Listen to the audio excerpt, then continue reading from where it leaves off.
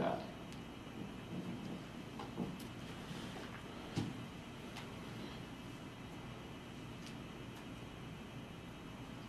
I welcome this question, and I agree with Dave, our moderator, that I don't think sitting here and talking about what's happened in the past and what's gone wrong, you don't want to hear about the other guy doing the wrong thing. You want to hear about what we as candidates can do for you, and that's been my track all along. I do want to back up a little bit and say that I've had some experience in this, and I've had some experience in situations administratively when I was there that weren't always pleasant. We had to deal with criminal acts committed by members of our organization, and we dealt with those, I think, in the best way we could, and that was very publicly, very openly, and very honestly. There were never any secrets.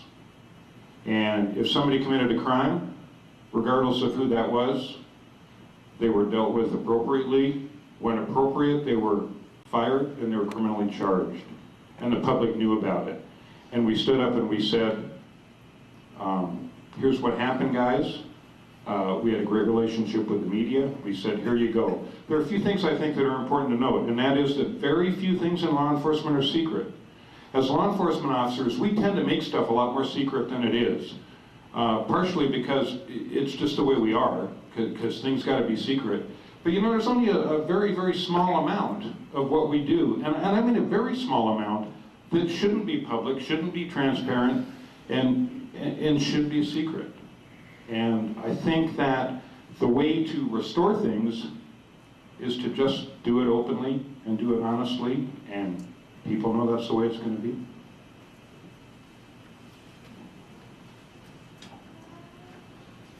With difficult economic times, certainly all crime goes up. With sex offender program, what do you mean by central registration? Central registration is a concept that doesn't really occur here in our area. What central registration means is that there is a single agency collecting registrant data. So as a sex offender, if you move into a county or a city, you currently have to register with that law enforcement agency, if I didn't explain that well enough beforehand.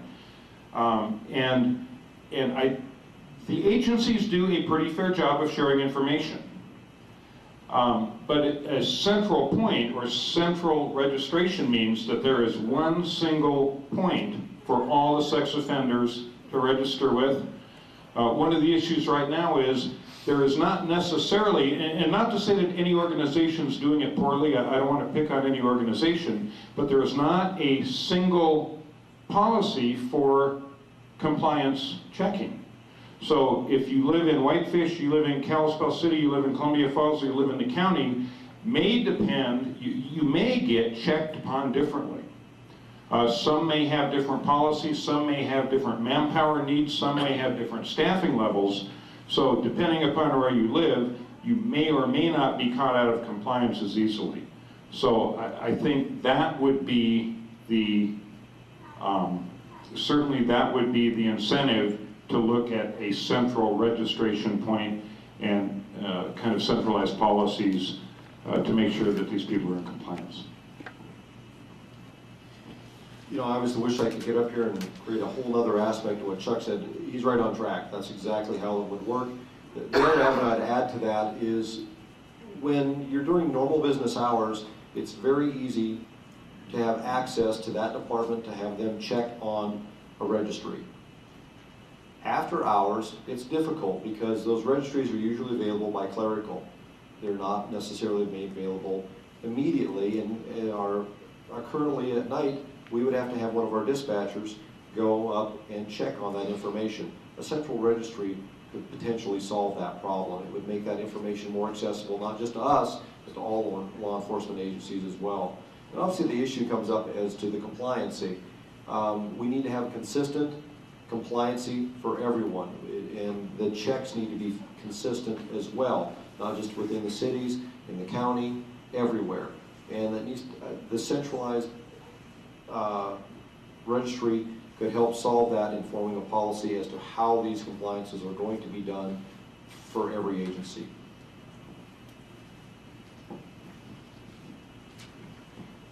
How will you keep an independent, autonomous department when a significant amount of funding comes from the federal government?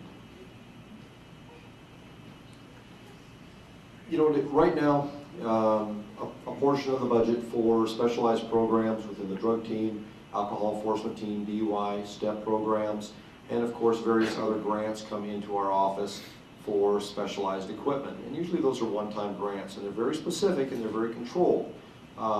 Montana Board of Crime Control makes sure that that money is spent appropriately where it's supposed to. Now some of these things do have a little hook attached to them. And I think as sheriff you need to look at and you need to weigh out whether that hook is worth what you're getting. You know, it's, some of the grants are pretty straight up, like our DUI STEP program.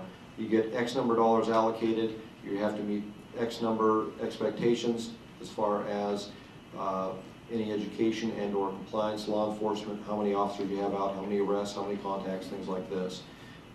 That's really not a hook. A hook would be, well, we give you this much money, but we want you to go do this for us also. You know, I think it's those hooks that we need to watch out for, and it's the hooks that we need to avoid and stay away from.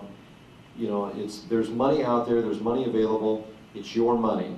And obviously, if just Flathead County refuses that money, Lincoln County will take advantage of it, Sanders County will take advantage of it, the rest of the country will take advantage of it.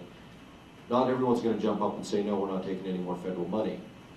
That amount of money is important to the sheriff's office budget, but again, we need to be careful and watch out for those hooks and see if that hook outweighs what we're getting into to begin with.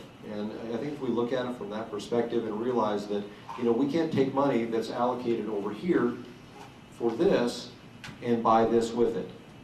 It's very controlled, it's very stringent. If the money is allocated for new car radios as an example, or a new car, or equipment that you never purchased before, something for the SWAT team, that's where that money has to go. It can't be allocated over here for a training purpose that's totally unrelated. So they're actually fairly specific, and that's something that, you know, again, you look at the grant and you look to see if the grant is valuable enough with what it provides to the community.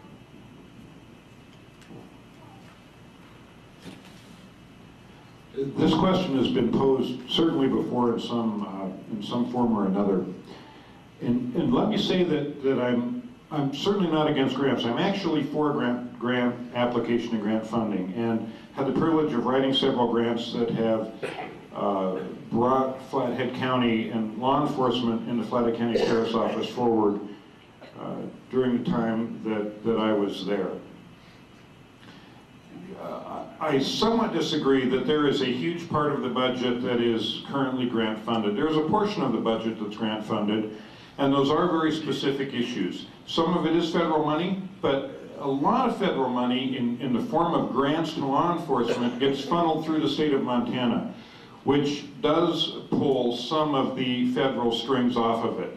So in other words, there might be federal money given to the state that you can apply to the state for, that allows you to do various things.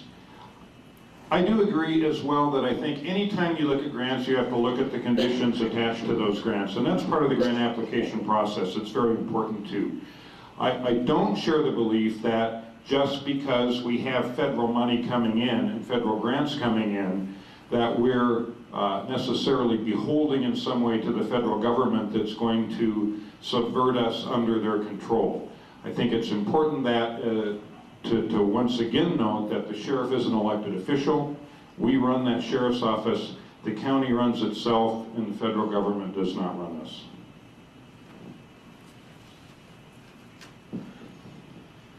What is your position on victimless crimes? Examples: speeding, registration of vehicles, drug use, marijuana.